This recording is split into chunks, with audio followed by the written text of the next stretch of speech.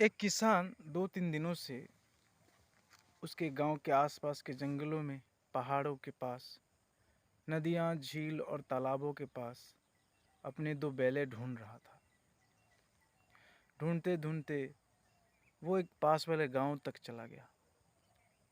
वहां का एक आदमी उससे सूचना दी कि 2-3 दिन पहले कुछ अनजान आदमी उसके बैल को उस गांव की तरफ से कहीं लेके गए।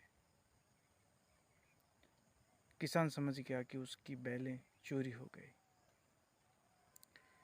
खेती के दिन बहुत करीब थे और हल बनाने के लिए उस किसान के पास बस 2 बैलें थी जो कि चोरी हो गई। घर आकर उसने अपनी माँ से ये बात कहा। उसकी माँ उन चोरों को गालियाँ देने लगी।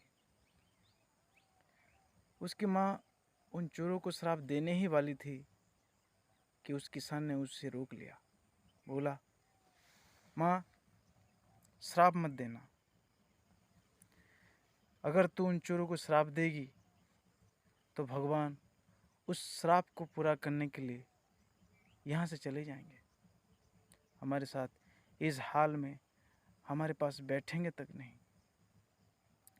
लेकिन अगर तू चाहती है हमारे इस नुस्कान के बदले वो कुछ देर हमारे पास बैठे, तो फिर हाथ जोड़कर उनसे मदद मांग। वो किसी न किसी तरह हमें मदद करके ही जाएंगे।